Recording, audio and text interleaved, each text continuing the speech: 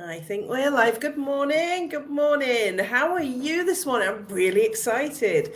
This is the final episode 6 of my mini series of 6 lives in 3 weeks, taking you on that journey that I had from abundance to a rock bottom and back up again.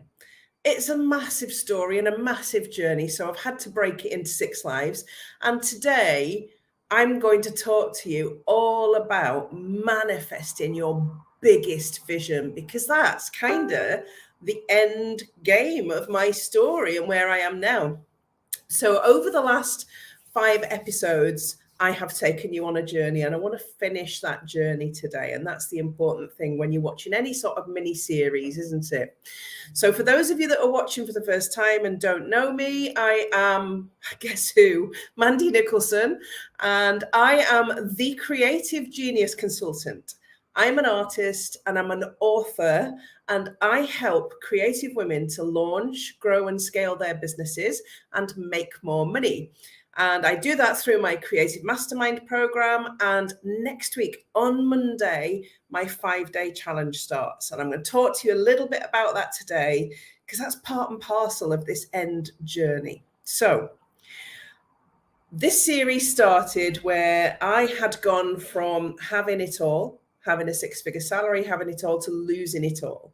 And then I talked to you about the experience of rebuilding my life to the point where I was able to buy my dream home for cash. But more importantly, each episode, I've talked to you about the lessons that I learned and how important forgiveness and gratitude were as the cornerstones and foundations of everything that I have learned in the last 12 years, since that series of unfortunate events and since I lost everything. You cannot rebuild, or you cannot go for something gigantic or big, or your big dreams, unless you have taken time to observe and reflect and learn the lessons that were put right in front of you. And many of us are learning all the time with life because it's throwing curveballs at us, it's stopping us in our tracks, it's holding us back. We are riddled with fear and worry and imposter syndrome and comparisonitis. If you're a creative, you have shiny object syndrome going on. So there's many things, obstacles that we have to overcome in life. And I've told you in detail over the last 5 episodes about the lessons that I'd learned. And on Tuesday night, I told you about Gary dying. That was kind of where I left you. My late husband, Gary, had died 29th of April, 2020. And me and my 2 children, Becca and Dan, went into a period of grieving. And even that was a lesson, because each of us dealt with it quite differently. Becca and Gary had had a different relationship than Dan and Gary, because Becca was older and she was a teenager when Gary came into our lives and she was a girl and she was going through all those angsty things that teenage girls go through. So, but she truly loved him in her own way because he looked after her so well. Dan and Gary had a really close relationship. So each of us was grieving in our own way. And we were also locked down. So you can imagine a bubbling pot, can't you? We were in our dream home where Gary had only got 7 months. We weren't able to see him for the last month. I'd taken Dan down with me twice to see him at the hospital through the window. And Dan had got the shock of his life when he'd seen him. Becca didn't want to see him because she didn't want to see him like that. And I understood that and accepted that. But there was a bubbling pot. There was 3 of us locked in this house in lockdown. We weren't allowed to go out, grieving, unable to celebrate Gary's life. There was only 8 people allowed at the funeral at that point in time, if you go back to the start of COVID. So Gary had hundreds of friends. He was really popular. He was really well connected. And there was only 8 people allowed at his funeral. And I had to choose those 8 people. And me, Becca and Dan were 3 of them. It was really hard. There could be no wake, no celebration of his life, no closure. It was one of those things that you can't even, people are talking to me about funerals now. In fact, I was talking to a friend yesterday about, because her mother's just died, about funeral, and they were talking about the wake and the buffet and celebrating the life. I didn't get that. I got hundreds of cards, but I couldn't bring these people together to talk about Gary and to work my way through it. So there was a bubbling pot of 3 of us in that house that really couldn't even say goodbye properly, or grieve. And I struggled with grief. But what I did do is I reached out to my network, and somebody in my network, a very wonderful friend of mine, connected me with a grief counsellor at St Oswald's Hospice in Newcastle. And that grief counsellor saved my life. Having someone to talk to about how I was feeling and how we were all feeling was such a gift for me, because I was struggling. And I had a massive physical reaction to grief. I had a massive arthritis flare up to the point where I could hardly even walk.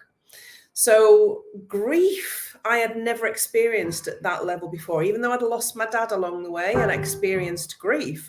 Losing, the husband that you love, the perfect man, after 3 failed marriages and one came along that was really great.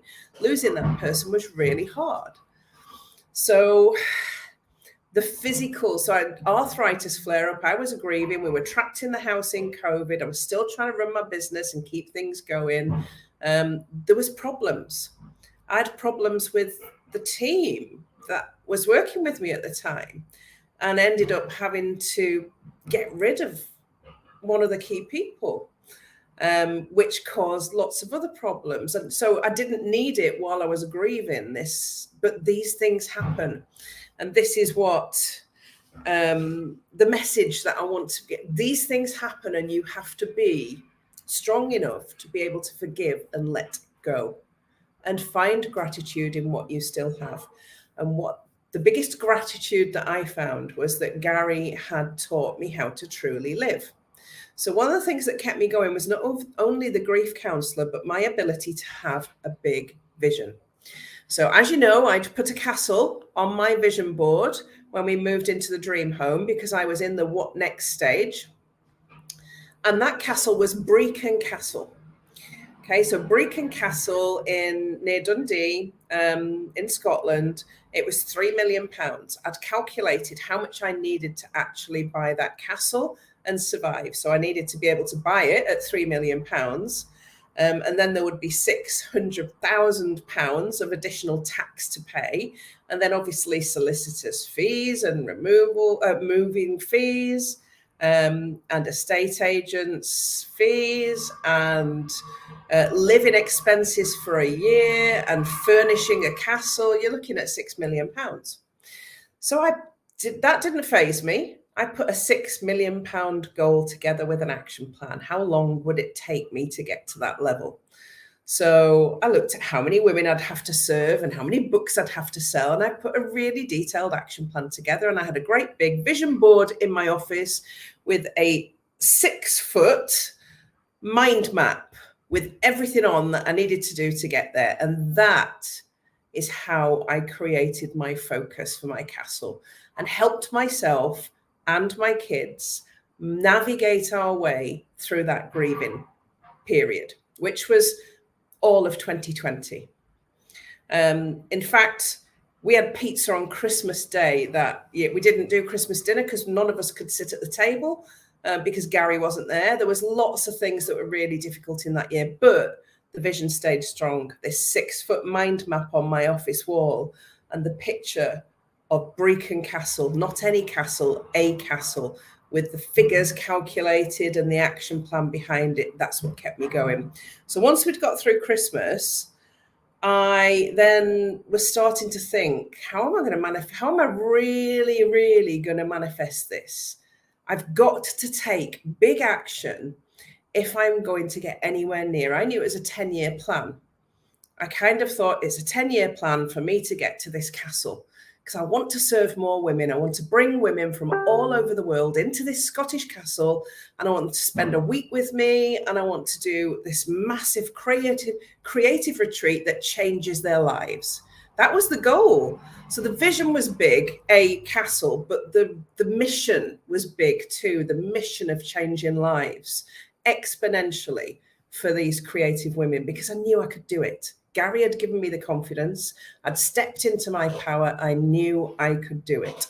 So this is, I suppose, the first lesson when you are going for something big. It's about knowing like you know that you can achieve this thing. Then putting it onto a vision board or onto something that you can see, touch and feel every day. I used to come in my office in the morning and put my hand on that mind map and touch the thing that I was going to focus on that day. I still do it now. I touch the thing that I'm going to focus on. I'm very, as creatives, we're very sensory. And if you learn to use those senses and really anchor yourself to things, that's an NLP technique, anchoring yourself. So I anchored myself to this plan. So as February sort of clicked in, sorry, that's the dog barking because the cleaners arrived, real life, yeah. I told Dan to keep him quiet, but it's impossible. That's Bo, my blind dog. He barks at every noise because he can't see. So, hey, that's life. So it got to February 2021. And I was like, right, how am I really going to feel this even more deeply? I'm walking in my office, I'm touching it. I've got this plan, I've got this mind map. I know what I'm doing. I've got an action plan. I've got my vision board. How can I feel this more deeply? Because the more deeply we feel our goals and put ourselves in a position where we can actually see it happening, the more likely it is that we're going to manifest them. That's one of my practical skills to manifesting. So it clicked through to the end of February. We got into March and I thought, do you know what? I've got no emotional attachment to this dream home because all I had was 7 months with Gary in it. And then we've been grieving in it for a year. And I literally had no emotional attachment. And I thought, I think I'll just sell it and move to Scotland. And if I move to Scotland, I can feel the goal more deeply because I'll be in the landscape that I crave. I will be in the place that I want to be. So I put my house on the market in 2021 as an action to getting me closer to this goal, this big vision. And it sold the same day that we put it on in the morning, and it sold in the afternoon. I couldn't believe it. And I'd paid 350,000 for this house in October 2019. And I sold it for 400,000 in March 2021. So that in itself was, huge. So that's what I had. That was my budget. I had £400,000 in my bank account. Well, I didn't, because you've got estate agents' fees and solicitors' fees and removals fees. But we had to go and view properties really quickly in Scotland. So I'd set up a weekend with Dan and we came up and viewed about 8 properties. I put offers in on 3 of them, but was outbid. In Scotland, basically, you put your bid in and the one that they accept, that's it. There's no upbidding in Scotland. Once a bid's accepted, that's it. It's legally binding. So I was outbid on those 3 properties. So we went back up again the following weekend. I came up with my sister. And we were looking at, I think, 5 properties. And I'd put this property as a wild card in because it looked like a big house, but it didn't look that good, to be honest, from the photographs. But it was on the way between one house and another. So I said, we might as well go and see it. So we'd viewed the first house, didn't like it at all. And we pulled up outside of this house that I am broadcasting from today and realized it wasn't a house at all. It was an ex-bank and it looked like nothing. It was on the high street and it was just a building. It looked like nothing. And we nearly drove off and didn't come and have a look at it. But I said, well, we're here now. We might as well go in. And we walked in and that was it. I knew the grand staircase and the plaster mouldings. We had a look round and it was crumbling. I could see that it was not in the best condition. There was damp. It needed a lot of work doing to it. But I had all this money. So it was up for 180,000, and I put a cheeky bid of 165,000 in, and I got it. And that's where I am. So this bank, what I didn't realize was when I went home that day, the reason I'd loved it so much and walked in, it felt familiar. There was something about it. When I went home and had a look at the castle on my vision board and this house, it was like a mini version. It was literally a mini version of the castle. And I don't just mean the front being of red sandstone. I mean, the staircase was like a mini version of the staircase. The garden was like a mini version of the garden. It was just really weird, that recognition. And I sat and thought about it and thought, this is what I've been manifesting. And the universe has given me exactly what I needed, exactly at the time I needed it. And when you're manifesting your big vision and your big dreams, you've got to be really mindful and watchful of what's put in front of you, because it may not be exactly the same as you are manifesting. It may be a version of this happens all the time. Yeah, you want something, you're manifesting, something's put in front of you and you ignore it because it's not exactly what you want. But actually, it could be giving you the pathway and the route to what you want. And that's what I learned in this process. And that's what I want to communicate to you. When you are manifesting, you've got to be observant, because what will be put in front of you are the things you need to get there. And sometimes you don't think they matter, and they really, really do. So I moved up to Dalbeattie on the west coast of Scotland to renovate my ex-bank, my ex-Clydesdale bank. And in the process of doing that, I researched all the history on it. I got all the census documents, all the land registry documents, and researched the property. And I now have, after a year of renovations and lots of tears, tantrums, sweat, and more money than I had, believe me, I have had to borrow money for the first time in a decade.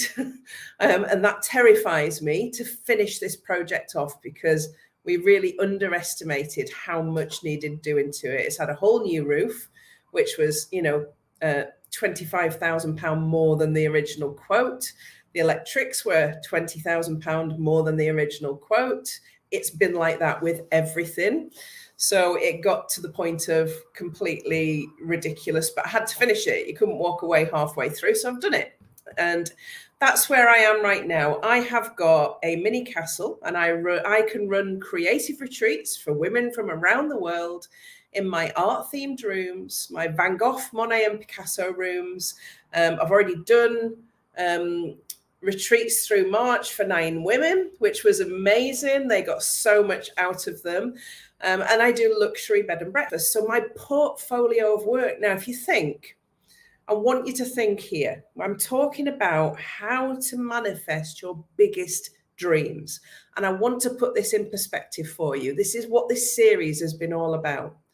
In 2009, I had nothing. I'd lost everything.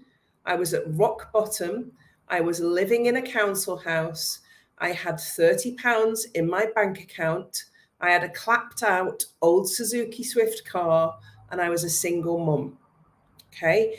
From 2009 to 2022, I manifested my dream man and had a wonderful marriage to a wonderful man that has fulfilled me for life. And if I never meet anybody else again, it doesn't matter, because the 7 years we had together were an absolute gift.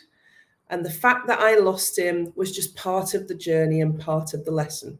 So I manifested my dream relationship, a relationship that encouraged me to, hey Laura, a relationship that encouraged me to launch my dream business and step back into my creativity fully, full on, all in, stepping in, encouraged by this dream man. So dream man, dream business, enough money to buy our dream home for cash, And it didn't stop there. I've got pensions for both my children. I've got savings bonds for both my children. I've got stocks and shares ISAs for both my children. I've set them up and us up for life.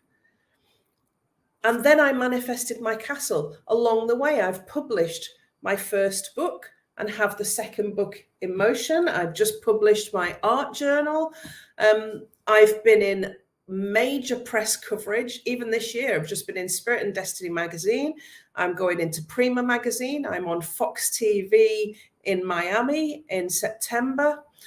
When you decide that you are going to give yourself permission and have the belief in yourself that you can to create your biggest possible vision and goals, then you will do it. And that's what I have done. And it's possible for all of you, every single one of you. It's about believing first and foremost that you can, then creating the actions and the visuals and the things that you need that you can anchor yourself to that are going to get you there. Then noticing what's put in front of you. So that's where I kick you off. That's how I wrote my 5-day challenge. Because when I'm writing anything and when I'm creating anything, I want it to take you on a journey of self-belief. So when I decided to launch my business through a 5-day challenge every quarter, first of all, I created my archetype quiz because I wanted the creative women that were coming to work with me or to come in to take advantage of the 5-day challenge to be able to understand themselves better. So I have a free quiz, the creative archetype, and it's the first thing that I introduce to you in the 5-day challenge. Go and do the quiz. Takes you 5 minutes, lets you know which artist you are like. And I used Carl Jung's archetype, the 12 archetypes to and then assigned those to 4 different artists: Picasso, Monet, Van Gogh, and Salvador Dali, who all had the behaviors of those archetypes. So you can find out more about yourself, because the more you know about yourself and the more you know where your natural behaviors take you, the easier it is for you to believe in yourself. And it's what it's all about. So the 5-day challenge is about day 1, believing in yourself. Yeah. And getting rid of some of those negative thoughts and behaviors that hold you back. Laura, you want to do the challenge and the quiz? The links, the challenge starts on Monday the 11th of July. The link's in the comments, I think, above this live, and it's on my personal page. It's everywhere at the minute. So yeah, come along and do the challenge and do the quiz. And then this 5-day challenge takes you on a little bit of a business journey. I give you some business basics to really start you thinking about your value and your worth, about charging your worth, about pricing your products and services at a level that you are worth, instead of throwing them out there too cheaply and devaluing yourself, because it is about stepping into your power. When you step into your power, like I have, you can manifest absolutely anything. I believe this, genuinely believe this, that it is what you want, but you've got to have the confidence to say, it's okay for me to have a castle on my vision board. What is your castle? I ask this a lot. What is your castle? Might not be a castle.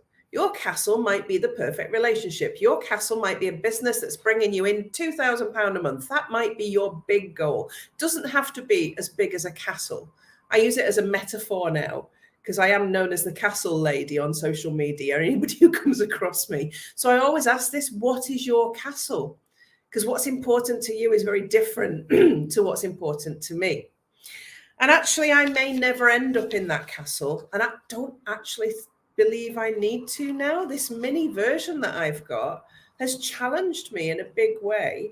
And actually, I love this building. I love this property. It's the most amazing thing, the biggest thing I've ever done in my life, renovating a property like this and bringing back all the beauty of everything. I've taken ceilings down and walls down, put a new roof on. I've decorated every single bit of it myself. I've chosen the colors, I've chosen the carpets, the furniture, you name it. Every inch of this place is me. I've manifested a large order in 29. Oh, that's brilliant. Absolutely brilliant. Well done, Laura. I'm just reading some of the comments there from LinkedIn. Laura's manifested a large order of 5 hand-stamped key rings. Now I have a mantra I say daily. Good on you, Laura. And that's it. It's about affirmations, mantras, vision boards, anchoring yourself, visual things. It's about a number of things. Everybody thinks, oh, gosh, that's overwhelming. It's not overwhelming when you create these small habits, small habits that you do daily, consistently, persistently in your life. These are the things that train your brain to believe that you are A, worthy, and B, capable of achieving the biggest things that you can even dream of in life. So I'm sitting in my mini castle broadcasting this while my cleaner has just arrived to clean it for me. That's what the dogs were barking at. And you know, I'm sitting here next. I'm going to be working on the journal that we will be launching next week whilst I'm doing my 5-day challenge, because my team are putting together all the work, all the processes and all the procedures, because I have a team of people to make all of this work. And I started out in 2019. So let's put that in perspective. Nothing in 2009. I started my business, my creative business, in 2019 on Boxing Day. It's July 2022, and I'm broadcasting to you from my mini castle with my next 5-day challenge starting on Monday, which will bring more women into my creative mastermind program, and I will change their lives. I will change their lives. And what's really exciting, next week in the challenge, I've got an interview Tuesday, Wednesday, Thursday, Friday with women that are currently on my creative mastermind, because it's a free 5-day challenge, but I do launch my mastermind program in the challenge. That's why we do 5-day challenges, so you can get to know us and then you can decide whether you want to work with us. So Tuesday, I'm interviewing the wonderful Nixie Foster, who's only been in my program for 3 months. Wednesday, I'm interviewing Penny, who's been in my program for 6 months. Thursday, I'm interviewing the amazing Rebecca, Dr. Rebecca, who has been in my program for 9 months. And on Friday, I'm interviewing Lucy Sheffield, who is one of my successful former clients, who is flying in her creative business right now. She's everywhere. And that lady was taking no money when she joined me and regularly does £1,000 a week now. And that's all I'm going to say about that, because she's going to tell you about her journey. So that's happening in the challenge as well. Not only are you doing your challenge, you get to hear from people at every stage of the 5-day, of the Creative Mastermind program. And they are going to be really honest about their journey. Laura's saying, I want to create something like a journal, but for my industry. Do you know what? I've got a mini course on how to create a journal on Canva and publish it yourself, completely free on Amazon.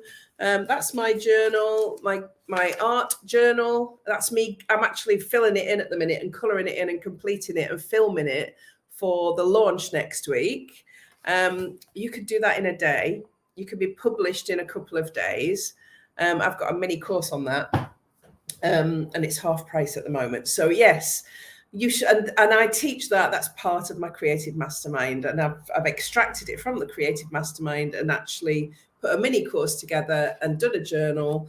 And you know, these are the things we creatives can do, and that's what I teach in my program: how to really scale your business and bring in multiple income streams, passive, semi-passive income streams, to help you become a wealthy creative woman. That's what I want. I want wealthy creative women, and I'm sending them out there with big ideas and big business models that transform their lives and their businesses. And you get to meet them next week. If you're going to join the challenge, next week you'll get to meet 4 of these ladies. One of them has been in the challenge for 3 months, Nixie, and she has just published her own journal this week. It's just gone live on Amazon this week.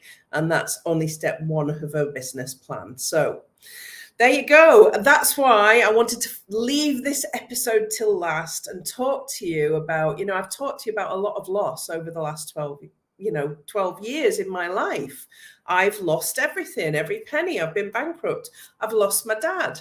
I lost my wonderful husband. I lost my marriage of 13 years. Then I lost the perfect man that I found after that. I have had so much loss. It has not stopped me because I believe life is short. We deserve to be abundant. We deserve to be wealthy. And just because we're creative does not mean that we don't deserve it. And so often, creative women end up in that space of being on the poverty line, not making the money they deserve because society has told you that it's a nice hobby, but you'll never make any money from it. And it's a lie. And I'm a myth buster and a lie buster. So I believe that is complete BS. And actually, I haven't had a lady in my program yet that hasn't been able to go out there and make money in their creative business from multiple income streams. So I'm going to leave you with that. Please join the 5-day challenge. It is completely free. So you don't have to just listen to this live and think, oh, well, it's great. She's talking a great game. She's talking come and experience it for a week. Honestly, come and experience it. I would love to have you there. Thank you for tuning in. If you have missed the other episodes of this live series, you can catch them on YouTube, and the link is in the comments. That's either above or to the side, depending on how you're watching this. So you can catch up on YouTube with the other 5 episodes, or on my website. You can join my group, Creative Genius Corner. I would love to have you in there. If you go on my website and go to courses and watch the drop down at the bottom, it says freebies. I have several freebies there you can take advantage of that gets you into my world and lets you know what kinds of thing I cover. So go and have a mooch, stalk me a bit, and I would love to see you in the challenge. Thank you so much for watching. Thank you if you've tuned into all 6, and well done for listening to me for that long. And I will see those of you that are joining me in the challenge on Monday. I'm dead excited to get started. I'll see you then.